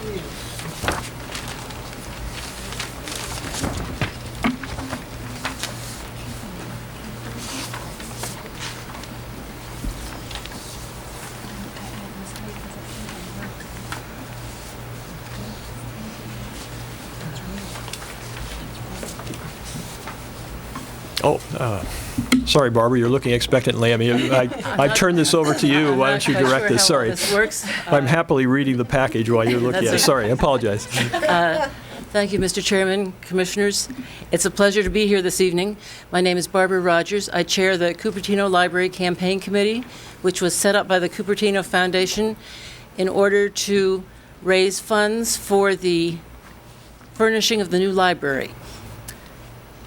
We have, tonight's presentation will be about the pattern of growth of our library, about the campaign to furnish it, about implementing a community-wide campaign strategy, and about donation and volunteering information. I'm obviously speaking first, and then I will introduce Mary Rose Delgadillo, who is our consultant hired by the foundation to help with the fundraising through her expertise, and with whom we're very happy. The first Cupertino Library wasn't really a library. It was a shelf in the post office before the city was even incorporated, way back in the early 50s.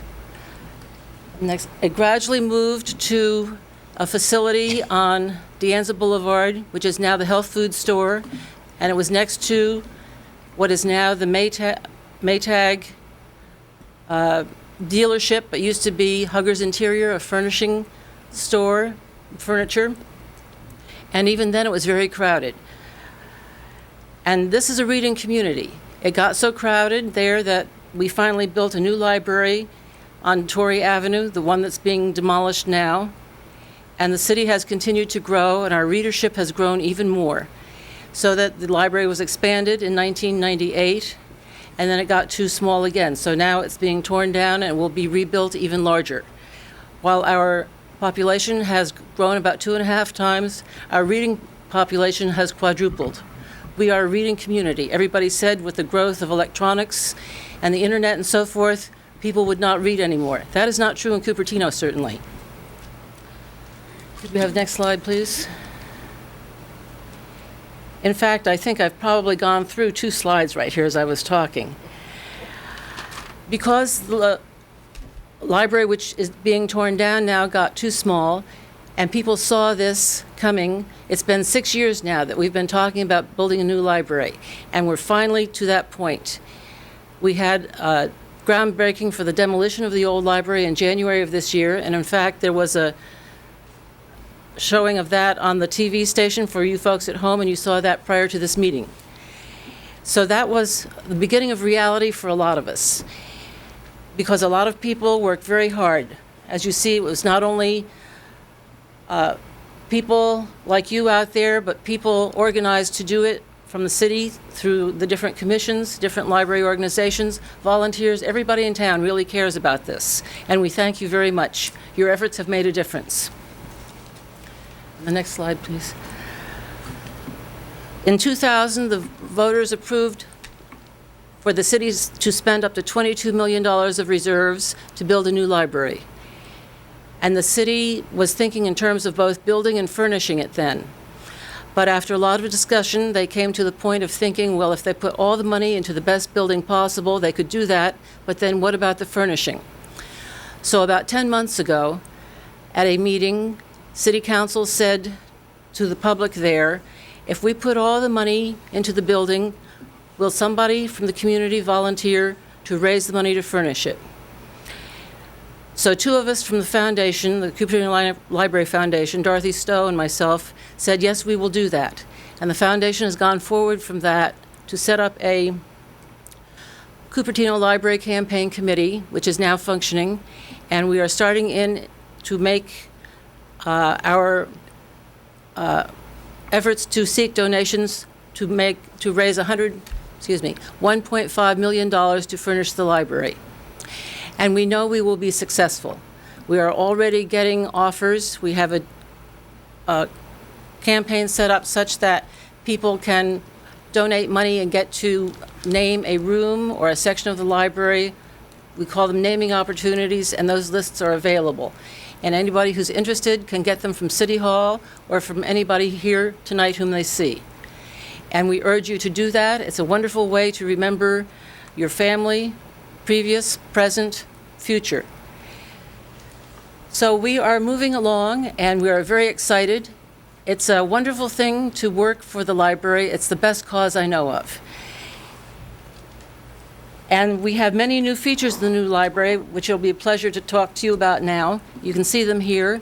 The new materials for media and browsing, new magazine browsing area, the enlarged children's area, story and study rooms, an enlarged adult fiction and nonfiction areas, plus a quiet study room, expanded international languages area, an expanded California Western Americana collection, more public access computers, more study and lounge seating, and an interior courtyard that provides natural lighting for reading and quiet outdoor reading space. All the things which we really didn't have very much of in the old library. They were there, but they were very cramped, and we really didn't have the study areas, especially for teenagers working on school projects. They really couldn't gather together very easily. They'll be able to do that in the new library, and it will just be wonderful. The next slide, please.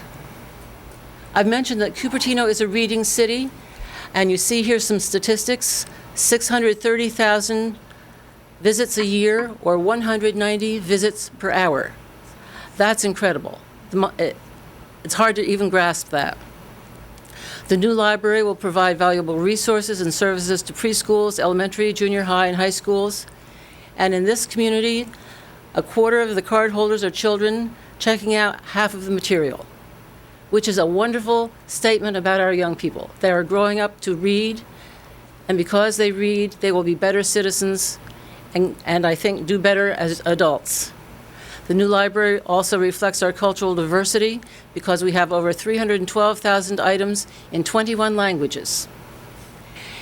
We have all those languages represented in our population, and everybody uses the library in this community, and that's one of the really wonderful things about the library. It's a meeting place for everybody in the whole community to come together. Next slide, please.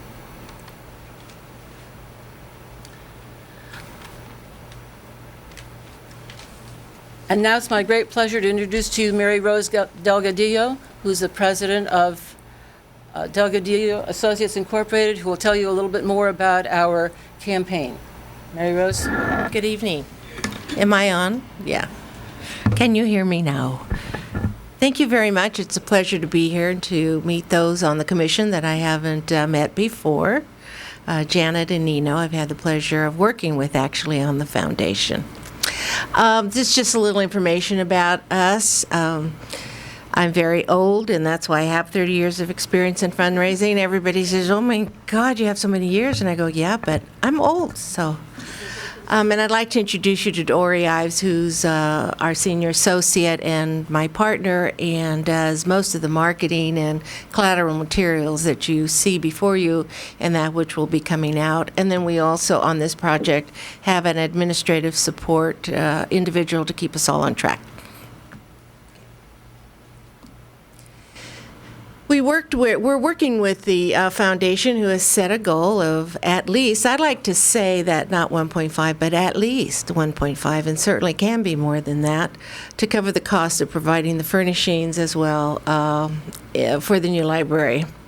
We hope to conclude our fundraising efforts, and that would be for our lead gifts, which are $50,000 and over. Either have those gifts in hand or commitments to them by fall of 2003, which is not too far away.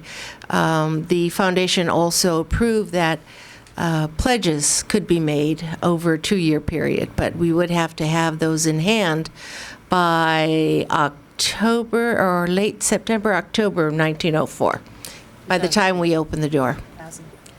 And we're going to really work at including the entire community in this endeavor, and are really looking at community-wide activities where everybody has a chance to give something at any level. But as in all campaigns, you always start with your lead gifts first. And I have to tell you, it's just a pleasure to work with this community. And I really have never worked on a capital campaign where we have received so much support in such a short period of time. So we truly are on a fast track, and I am sure you're going to meet your goal. What we've done today is we formed a leadership campaign committee, and on this we have board representation, the foundation board, people with the business, political, nonprofit, and community volunteers. And actually we're still developing and expanding that. We did have one meeting so far and are looking to expand that because there's a lot of work to do. And as you know, it's very important to have as many people as possible working so that the weight of the entire project doesn't fall on just one shoulders or a few shoulders. We've developed a campaign strategy already with the foundation. Under that, we've developed the plan, and we're actually implementing that. The campaign, the foundation has also approved policies and procedures, so it's very clear the type of money, how they're going to be accepting it, and under what conditions. So that is all done, and That really is a guidepost for us. And as I said, we're taking a look now as to whether or not, what kind of community event we will have so that we can bring as many people as possible. And then I'm going to direct you right now to the packets, and you can see some of the work that's been done so far. And that's the development of the pledge sheet, which is in there, the facts about the new library, the donation pledge forms, so individuals have an opportunity. And then we have the naming opportunities. One of the things that Barbara had referred to, and this has been reviewed and confirmed by the City Council. In fact, they did that last night at 11:45. So this is just right hot off the presses. And this is a process that's used in many campaigns of this size, so that individuals, really what we found over the years, that individuals, when they're giving to a capital campaign, either are giving in order to have their name, their family name, or in honor of perhaps somebody who has already passed away in their family, so that there's something to remember that individual by, in either a room or benches or the outside area. You'll see the whole list in there. So it really will show at the end that the community did come forward and really helped build and finish this effort of yours. So that is in there. Now, one of the things we do with this packet, we're in the process now of bringing together volunteers. We'll also, once we gather the volunteers who are interested and willing to do the solicitation, and there really are a number of people who have already said that they would like to do that, we'll be putting on a training opportunity for those individuals to train them on how to do solicitation, major gift solicitation, provide them with some materials, and really be there to support them if that's the necessity on their part, to support them through that process. So this is one of the items then that we'll be giving to potential donors, so that they can have an understanding of what the organization is about, what the campaign's about, and we also have some of the renderings, the colored renderings, small ones, that we'll be putting in some as well. Okay. So as you can see, the pledge forms are now available.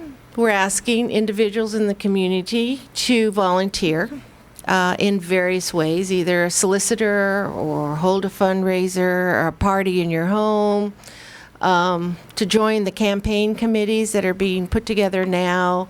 In any way possible, we're trying to leave as many avenues open, as many avenues as possible for individuals to give, or maybe even to solicit. So that is where we are now. So we are actually in the second phase of the work plan. The first phase was to put together the infrastructure of the campaign, which has been done, and now we're into what we consider the quiet phase, where we're really securing those major lead gifts, and then very soon we'll go into the public part of the campaign, and then the wrap up, which is just, accepting those checks as they're coming in on an ongoing basis, getting them in the bank, and thanking, of course, and recognizing all the people who have contributed. So that's my part. Does anybody have any questions about what we're doing and why we're doing it? I have a comment, or maybe a question. It may be something you've already thought of, but are you considering putting up a board to show what the goal is? Oh, yeah. Yeah. And how we've met it, and possibly putting an email address or a phone number on that board? Right. The foundation does have a web page. So we're working at expanding that web page to, we'll be updating it on a weekly basis. And we already have designed, and the foundation has approved, the board that we'll be using, that we're going to be putting in 2 locations. At this point, the temporary library, and then here in City Hall. And it's really cute, quite unique. I think, Mary Ann, you saw it, huh? Yes. And actually, it's not a thermometer, but it's kind of why don't you explain it, since you designed it? It's like a thermometer, but it doesn't have Your mic isn't on. It's like a thermometer, but it's not exactly like one. And we just got it done last week. So we've given it to the librarian, and we're going to be bringing it into City Hall too. And we'll be able to add, you know, on an incremental basis as the dollars come in and are banked. So people can walk in the City Hall area and see what the progress is, or the library. I think it would be advantageous to add the email address on there as well. We can do that. We'll have to remember to do that. And also, it has. We also have given it the opportunity to really go beyond the 1.5. So we'll be able to recognize gifts over and above that. I would just like to thank all of you for the opportunity to appear at your meeting tonight, and also the opportunity to talk to everybody at home. And I thank you for watching. And I want to share one bit of really new news. In about 2 months, toward the end of May, we plan to put on a community-wide event. We haven't given it a name yet, and we're not sure what day it will be, but this is just a kind of a heads up. We will have a big community gathering where we can see how much of the library has been demolished, how much has been started to be built, where we are in the campaign fundraising, how people can contribute if they care to, and just explain a little bit better what is going on as far as getting the money to furnish this wonderful new library, so that when people go in, there's a place to sit, a place to work, a place to have the books shelved, and all the other things that are needed to have a really wonderful library. So thank you very much indeed. We certainly appreciate you as on behalf of the commission. I still, maybe one question where it's getting late, and we'll maybe each of us have one comment, and then we can wrap up and let you guys get back. I know it was a late night last night as well. Pleasure to be here. Much later than last night, Yeah. but maybe Mary Ann, you might be appropriate one to comment, or just the campaign is mainly to provide furniture and fixtures, and I'm not sure everyone knows exactly what that might mean. Does that mean chairs and pretty much, maybe you might describe briefly what it is that the campaign is going to provide? Right. That would be the chairs, the tables, the equipment, basically the things that are not part of the actual library building, that are not part of the casework, the things that are movable, the chairs, the tables, the furniture for the building. So we could have this beautiful building, but without the no successful place to sit. campaign, there'd be no place to sit. No place so to sit, yes. I understand. Any other comments or questions? Okay, we'll close it out, and thanks again for your time and efforts and presenting to us. Thank you, Mr. Chairman. Well, thank you very much for the opportunity to help in this process with you. It's been a real pleasure. I think on our agenda, we've got old business that we're postponing to our next meeting, and we have any other items on the other part that somebody would like to raise? I had one question. Last time we talked about starting these meetings at 7 o'clock. Is that a go? Yeah, I think Fine with we were me. starting with April, right? We may check with our county librarian and our Right. Cupertino how does- librarian.